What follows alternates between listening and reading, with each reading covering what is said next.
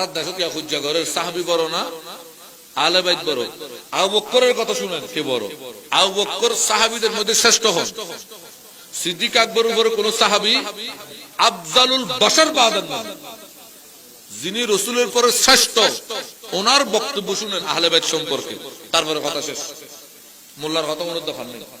যিনি রাসূলের পরে সর্বশ্রেষ্ঠ, উনি কি বলছেন আহলে বাইত সম্পর্কে? উনি বলছেন ওয়াল্লাহ, আল্লাহর কসম, মা তারাকতু দার, আমি আমার ঘর ছেড়েছি, ওয়াল মাল, আমার সম্পদ ছেড়েছি, ওয়াল আহাল, আমার পরিবার ছেড়েছি, ওয়াল আশিরাত, আমার আত্মীয়স্বজন ছেড়েছি, ইল্লা, শুধু একটা কারণে, ইবতিগা মারজাতিল্লাহ, আমি আল্লাহর সন্তুষ্টি অর্জন করব, ওয়া মারজাতার রাসূল, রাসূলের সন্তুষ্টি করব, ওয়া মারজাতাকুম আহলুল বাইত, এই আহলে বাইতের সন্তুষ্টি অর্জন করব। আবু বকর বলতেছে আমি আমার ঘর, আমার মাল, আমার আহলে বাইত, আমার পরিবার সবকিছু ছেড়েছি আল্লাহ ও রাসূল আহলে বাইতকে খুশি করার জন্য। আমি সবকিছু মক্কায় রেখে আসছি। আমি সবচেয়ে মক্কার বড় ধনী ছিলাম, আমার মতো ধনী কেউ ছিল না মক্কায়, আমার মতো শান শওকত ব্যবসায়ী কেউ ছিল না। আর আমি সব মক্কায় ছেড়ে আসছি শুধু আল্লাহ ও রাসূল আর আহলে বাইতকে খুশি করার জন্য, রাজি করার জন্য। আর যারা বলবে সাহাবী বড় আহলে বাইত থেকে, তারাও বদবখত। সাহাবীদের মধ্যে শ্রেষ্ঠ সাহাবী, ওনার কামনা ছিল আহলে বাইতের সন্তুষ্টি। তো আবু বকর সিদ্দিক যদি বলে আমি সব ছেড়েছি আহলে বাইতের সন্তুষ্টির জন্য, তো আওলাদে আবু বকরের কি করা উচিত? আহলে সুন্নাতের পরিচয় হচ্ছে সাহাবী ও আহলে বাইত দুটোই রাসূলের অংশ।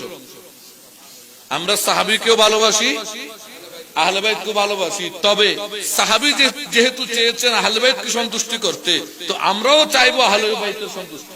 কারণ আমরা বুঝি আহলে বাইত ও আসহাবে রাসূল ভিন্ন কিছু নয়, একে অপরের পরিপূরক।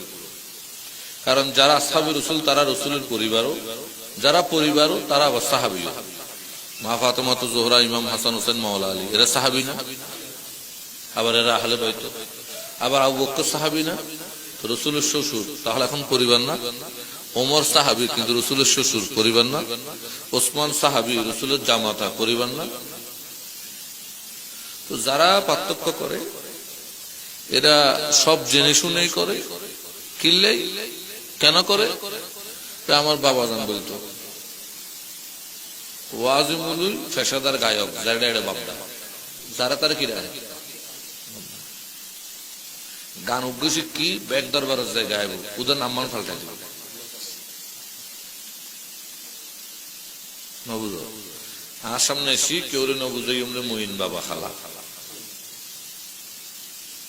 বুঝো না? শহীদ মিয়ারে ডেকে কেউ রে নবুঝাই আমরা শহীদ বাবা খালা। আর ইমরান রেডে গেলে কেউ রে নবুঝাই আমরা ইমরান বাবা খালা। উদো গান হদ বাবাও ব্যাকুল, ওদের ফাল্টে গিয়ে দেখি ওদের কেয়া ওদের খামল্লাই নাম ফাল্টাই দিয়ে। সাম্প্রতিক সময়ে বেশ কিছু বই বাংলায় হচ্ছে, তবে বাংলা যারা করছে তারা তো খুব বিশ্বস্ত, এই জন্য ওগুলো না পড়লে ভালো। কি বলছি আমি? কেন না পড়তে বলছি? খুব কি নবা তারিতারা 20 সস্ত 20 বিশ্বস্ত ন হল।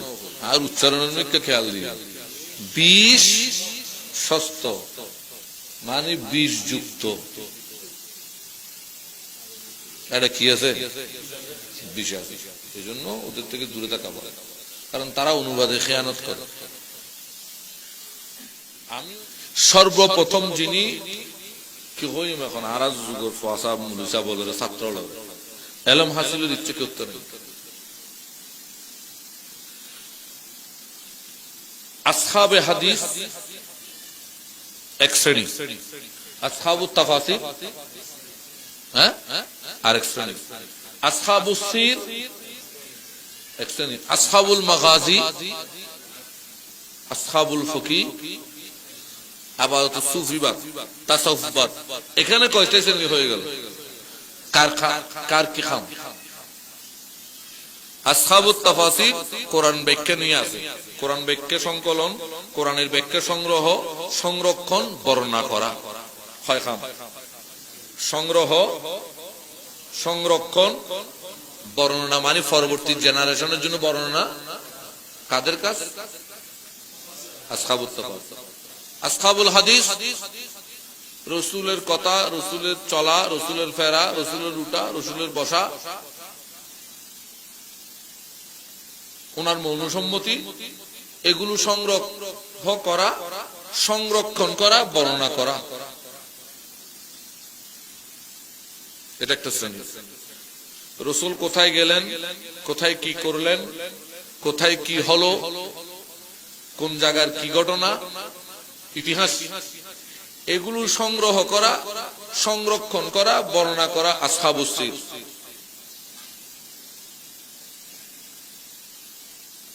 রাসূল পাক কোন জিহাদে গেলেন, ওই যুদ্ধের প্রেক্ষাপট কি, যুদ্ধটা কেন হয়েছিল, কাদের সাথে হয়েছিল, যুদ্ধের ফলাফল কি, যুদ্ধের মূল স্বরূপটা কি, এগুলো সংগ্রহ, সংরক্ষণ, বর্ণনা করা আসহাবুল মাগাজি। আসহাবুল কয় শ্রেণী? আপনি শুধু হাদিস পড়ি পড়ি যদি আপনি ফতোয়াবাজি করেন, আপনি গোমরা নয়, কে গোমরা হইব দুনিয়া।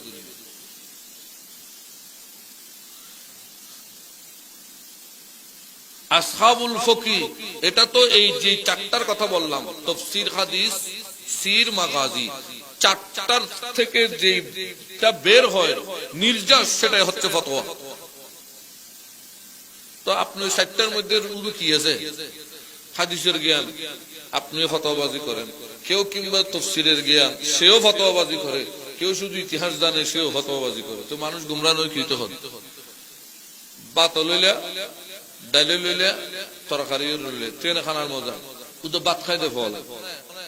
তো তোমার থেকে বেশি কিনা আই গেল,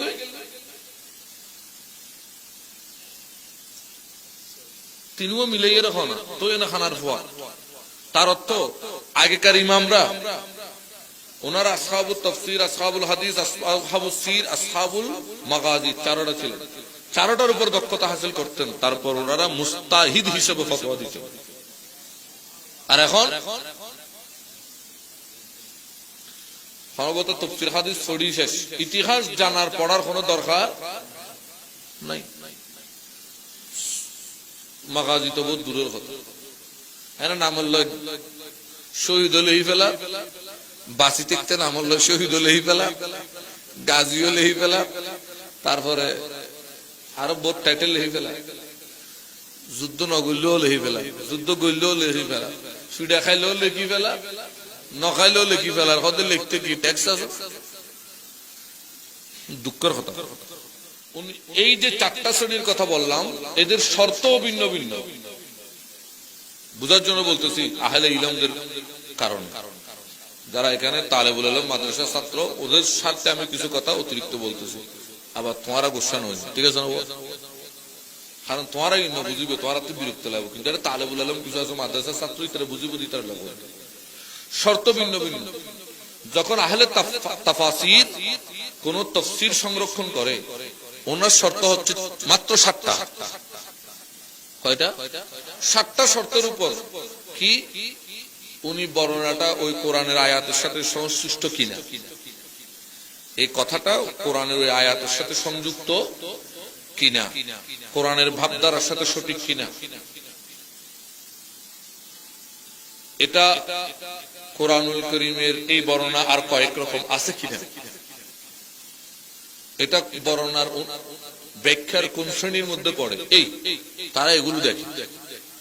আবার যিনি ব্যাখ্যা করতেছেন ওর কিছু আদল দেখে। এই হাদিস দ্বারা সংরক্ষণ করে, এদের শর্ত একটু বেশি।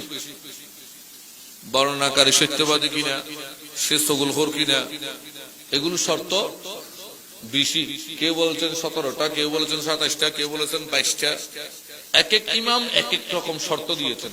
ইমাম বুখারীর নিকট শর্ত একরকম, ইমাম মুসলিমের নিকট শর্ত একরকম, ইমাম তিরমিজির নিকট শর্ত, বুঝতে আল আসহাবুস সির তারা বলে আমরা সনদ টনদে কিনা চাই, যদি আমরা সনদ সংরক্ষণ করি, সনদ নিয়ে হাস্তুন্নস লই, কিন্তু ব্যক্তিটা সত্যবাদী কিনা, ব্যক্তিটা এই নামাজ পড়ে কিনা, হদে কিনা আমাদের দেখার দরকার। আমাদের কাজ হচ্ছে রাসূলের ইতিহাসগুলো, সাহাবা ইকরামের ইতিহাস সংরক্ষণ করা। অতএব ওই ঘটনাটা কতটুকু সত্য, ঘটনাটা কতটুকু সত্য, আর ঘটনাটা আর কে কে জানে, এটা মৌলিক ঘটনার সাথে সংযুক্ত কিনা আমরা এগুলো ব্যাখ্যা করব, এগুলো জাস্টিফাই করব। এই জন্য আসহাবুস সিরের শর্ত ভিন্ন। এই জন্য ইমাম বুখারী অনেক জায়গায় কোন হাদিসকে না নিলে আরেক জায়গায় নিয়েছেন।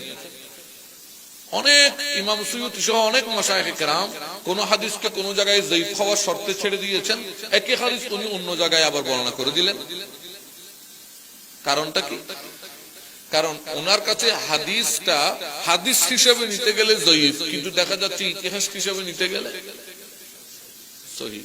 কারণ মুহাদ্দিসদের কাজ হচ্ছে সনদের যাচাই করা, বিচার করা, আর ইতিহাসবিদদের কাজ হচ্ছে ইতিহাসের ঘটনাটার সত্যতা তুলে আনা।